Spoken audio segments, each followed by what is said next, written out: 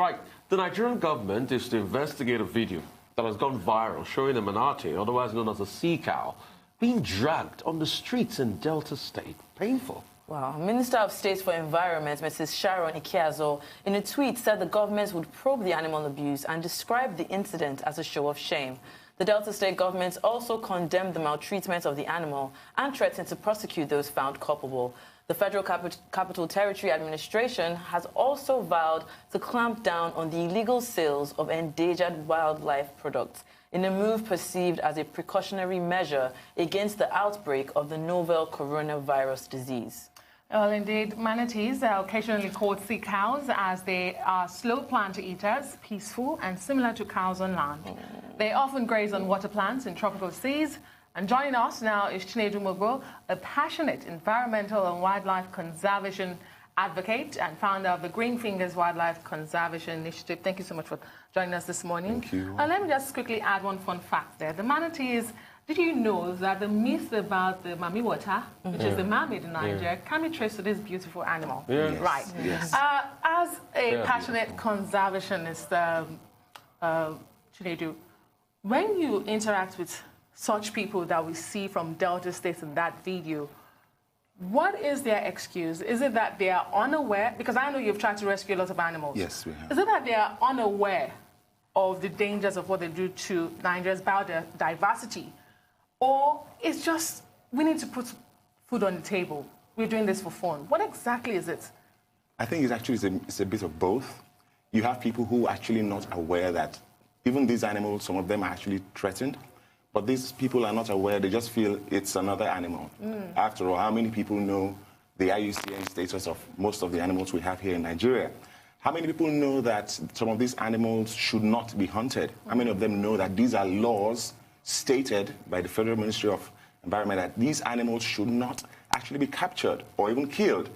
Talk less of showing them on you have them on social media, some of them boasting, standing on top of them. Oh, we've killed the hippo that was terrorizing our environment. We're able to capture this turtle that has been coming to... You see, that ignorance, it's there. It's a fact. Because wildlife education, even within our curriculum, it only captures a very little fraction, maybe in one aspect of the subject areas.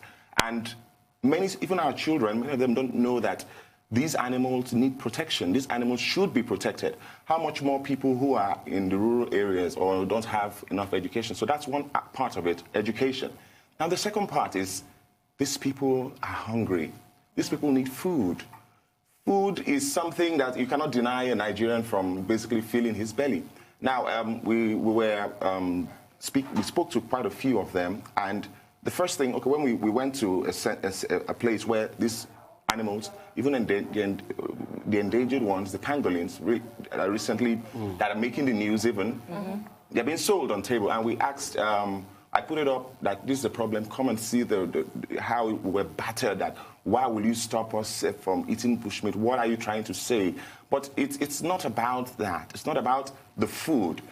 Think about the consequence of having these animals gone from existence.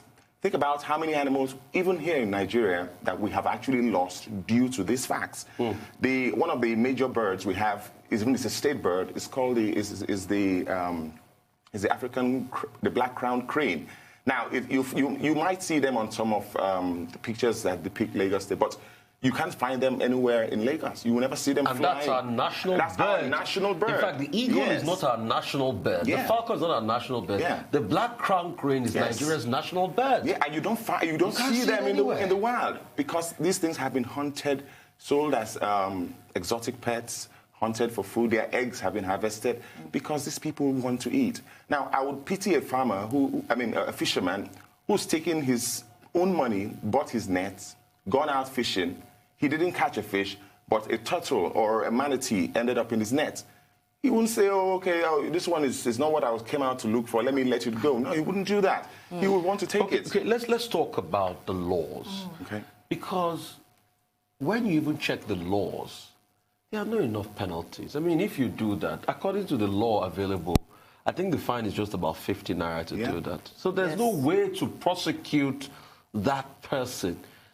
And we sign every convention. We're part of CITES. Yeah. We're part of every convention. But there's no law to prosecute people like this. Yeah, so think about it. People should be able to go to jail for it. Yes, when last was the law reviewed? That's one thing we need to find out. When last did somebody sit down, look at these laws? That's number one. Number two, who is implementing those laws? Is it at the federal level? Is it at the state level? Does the state have anything to say about it? Okay, look at that. There was this recent video that also a colleague of mine, she tried to rescue a sea turtle. But there were policemen beside where they were selling the sea turtle.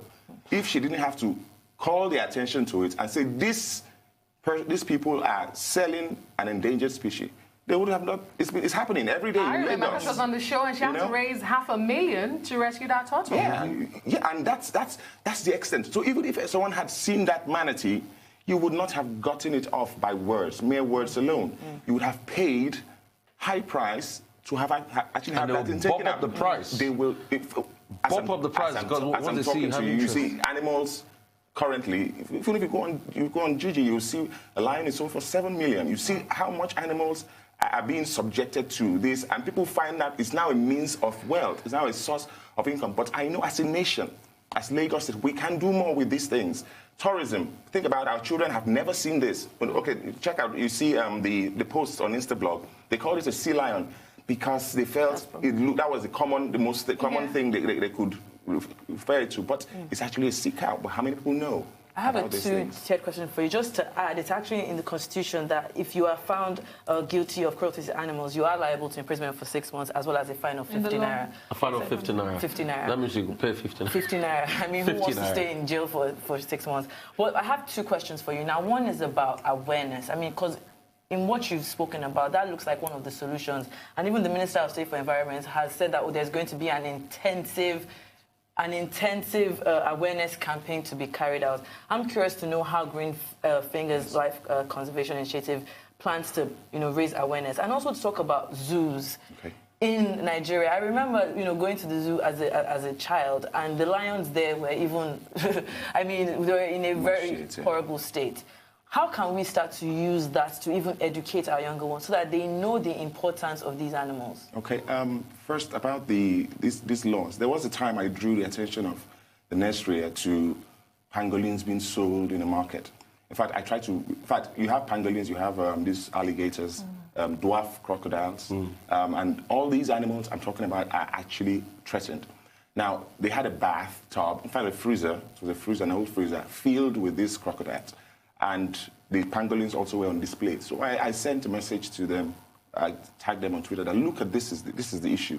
Do something. They said, oh, okay, we'll get back. That was the response I got. Oh, where did this happen? I told them where it happened.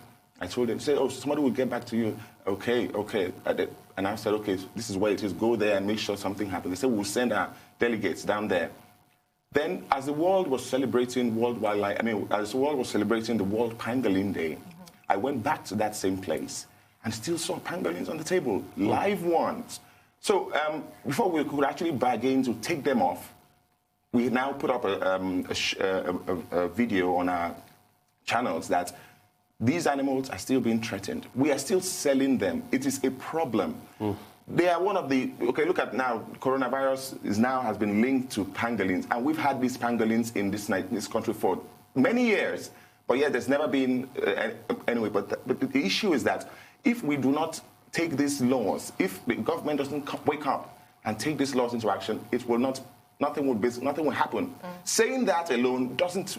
I'm not basically going to be excited by, we will take drastic until something is really done. Yeah. Now, as an organization, as Greenfingers, what we do is that because we rescue some of these animals, the animals we cannot find a place to release back into the wild, we have a sanctuary where we keep some of these animals. And these animals also are used to educate for the purpose of education alone, so that the children come and they learn. Because even in our universities, frankly, I've been around many universities to find out about the state of their zoological gardens. And it's amazing what you will see. You will find out that universities that train students in zoology don't even, students don't get I mean, how many of them have zoos? Probably only UI Zoo, and if you remember Harun or the gorilla back in the day. If you actually... Well, like to say big thank we ran out of time. Thank you so much for the work you do. We wish you the best. And do reach out when you need us to help. Thank you so much. And that brings us to the end of the show today. I'm Adesua Omorwan. I'm Rufai Husseini. If you see any pangolin endangered, buy it off. And I'm Shaiton Atigari.